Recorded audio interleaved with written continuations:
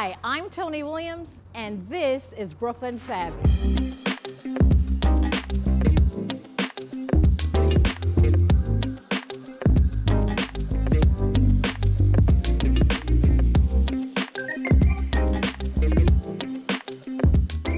Hi, I'm Tony Williams, Brooklyn Savvy. We are delighted to have the Executive Director of LISC, Valerie White, as our guest on today's episode. But before we talk to you, Valerie, let me introduce the Savvy panelistas we have on the show. We have Phyllis White-Thorne and Dr. Maria De Longoria. Thank you, ladies, for joining. Thank you so much. Now, Valerie, talk to us about LISC. Now, that's the Local Initiative Support Corporation and the New York City area. So what is LISC? For those that may not know, for those viewers that may not know, what is LISC? And first, thank you so much, Tony, for having me. It's a pleasure to be here with you and your fellow panel. The Local Initiative Support Corporation, or LISC, is a national nonprofit, and we basically invest in disinvested communities. And that means communities that have traditionally supported by society across the nation. So we have 37 local offices, and I'm executive director of the New York City office. We've been in business since 1980, and first in the South Bronx and then spread across all of New York City.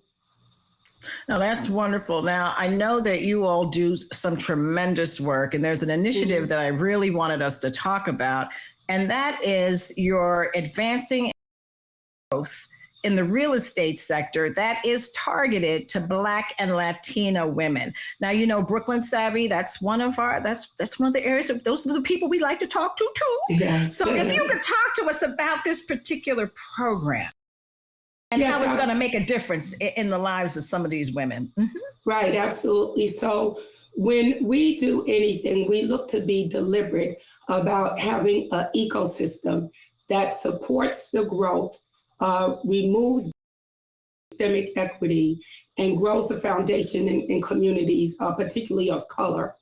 Black and Latinx women in particular have had a very difficult time during the pandemic, of course, which is what we're mostly at this point right now, but historically throughout this country in terms of having equity of opportunity.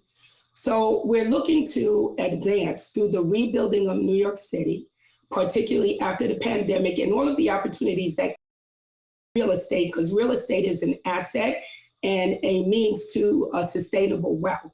So we're looking to advance Black and Latinx women-owned firms to build real estate, whether it's commercial real estate, housing, or community infrastructure in the particular neighborhoods so that it will look, more like, the people who are building it will be the people who look like the folks who live in these neighborhoods. So real estate, it's not just developers, it's marketing agents, lawyers. And that's the ecosystem that you're speaking about. That's the ecosystem, yes. Exactly, of appraisers, contract firms. And if we are able to build up those firms, then they'll one another as they contribute to the rebuild of New York City in these particular marginalized neighborhoods. That seems rather challenging, right? I mean, because you have to have an infrastructure that is in place already. What are you finding? Is there enough there to start with a program like this? And I'm talking about Black and Latinx appraisers. I'm speaking of real estate firms. I'm thinking about the whole thing. Is there enough infrastructure? But the infrastructure that needs to be built is, surrounded around two things: the capacity building for these firms. There are a lot of firms that have the capacity, but there are a lot that do not. So we want to be sure that we're providing workshops, access to capacity building, so these firms can effectively compete, particularly for government contracts, but also for private contracts as well.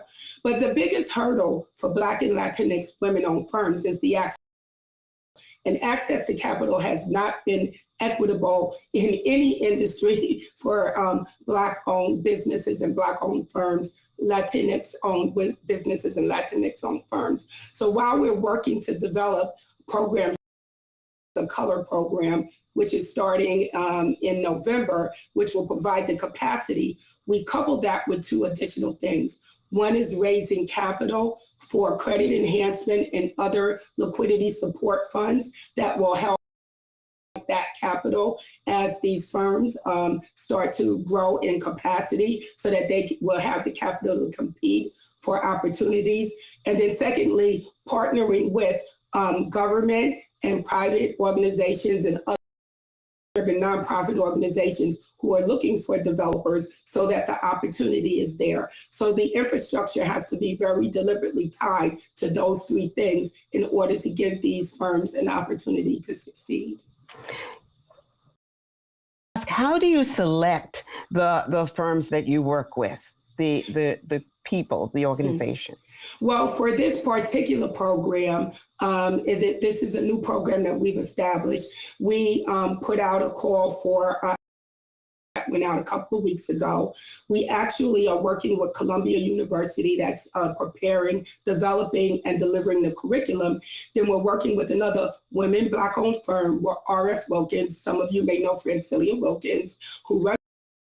She actually did, on our behalf, on LISC New York City's behalf, a survey of not only the firms themselves, so they can, inform us as to what they feel they needed to be competitive, but also as well as government and private institutions to tell us what they felt from working with Black and Latinx-owned firms was needed in order to make this program successful. So once we had that information, we put out applications and utilize RF Wilkins to help us select participants. And we're very excited to have a partnership with RF Wilkins as well as Columbia University School of Construction, that works for WBE contractors for capacity build. So I have a question. What is your what does a typical participant look like? For this particular program, which is one of a few programs under our initiative that Tony mentioned for Black and Latinx women. For this particular program, it is developers of color. They're a little bit smaller developers.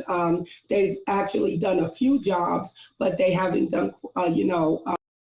as experience. So we wanted to give them the opportunity to take a job or an opportunity that they have right now, a contract. And while they're going through the program, they're also going to have the opportunity to have one-on-one coaching to take them through that program at the end of the process. So we'll be investing in these firms that we're also building the capacity. And then we know that there's an opportunity there as well.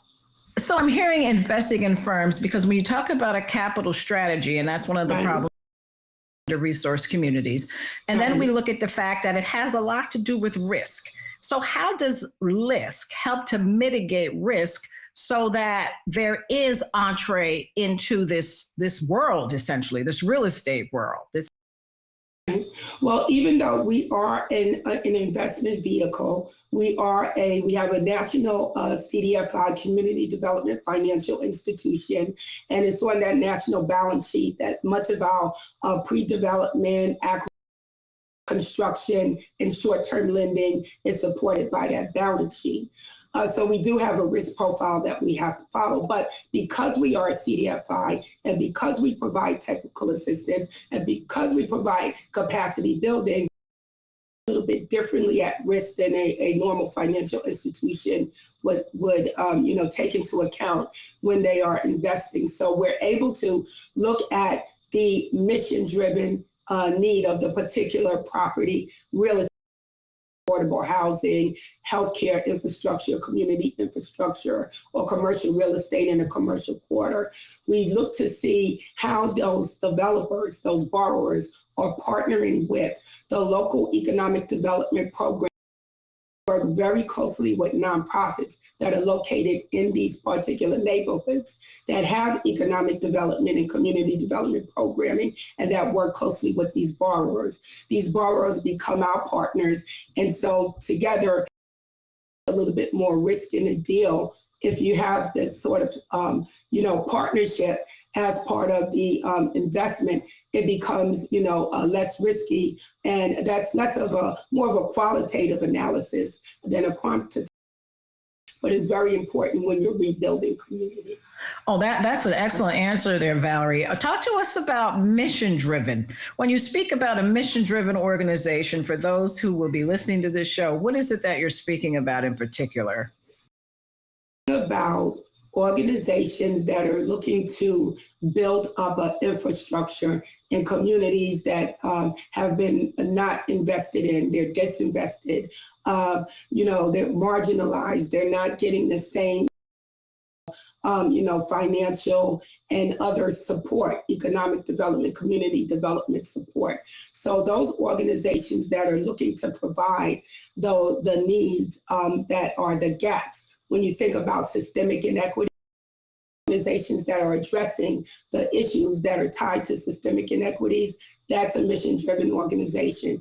And LISC, as an intermediary, an investor in, removing those barriers of systemic, we want to be sure that we're working, to invest in like organizations that have similar alignment and mission. So I would imagine this is very much along the lines of reducing the racial wealth gap, because that's essentially, I think that's where it is. Mm-hmm. Absolutely. And that is a cyclical condition, right, of our country, right? We think about it, it's sometimes, depending on what activity may have happened, it becomes something that everybody talks about, and you have corporations and government and everyone saying, oh, we have to address this as the racial wealth gap. And then other things happen and we go back to our regular societal life. I continue to bring this up as an issue so that we don't go back to this cycle again, and that we are making, longstanding, meaningful, impactful changes in that gap and providing that opportunity so that it's not just a one-time sort of addressing of it in a discussion manner. Flavor of the month. Exactly. Yeah. This is all about building wealth through ownership. Right. Maria, either way. Well, I have a question. When you talk about your pillars, you talk about radical healing. Yes. And that really speaks to me. When you think of a local development corporation, you don't think about healing. So explain how the work you're doing in that space and how that all aligns. Yes. Well, let me just talk, before I talk about the pillars, if it's okay, I just want to talk a little bit about our platform. So I said that LISC has been around. Most people know LISC in New York City for affordable housing. I mentioned the South Bronx and investment in affordable housing, which is the foundation, right, of any building, any strong community. But in addition to housing, you need places to live. They need goods and services available in their neighborhoods. So you need to build up commercial quarters and small businesses that support the neighborhoods. They need good education for their children and their family. They need access to health care. But it is founded in housing. So the work that we've been doing at LISC over 40 years, we have been doing that work. But when I joined LISC in April of 2020, right smack in the middle of the pandemic, and we in a mode of trying to address the needs of the community very quickly, deploy capital to small businesses and, getting partnerships to ensure that people had access to testing and then vaccine, food insecurity, all of those things. But I wanted to be sure that we were deliberate in terms of how we were moving. So in May, we put forth our platform, and everything we do at LISC New York City stands on a platform in economic equity. equity to all of the things in society that everyone should have. And so there are 3 pillars, and the first is radical healing. So to get back to your question, you have to talk about healing before you can talk about fixing anything, right?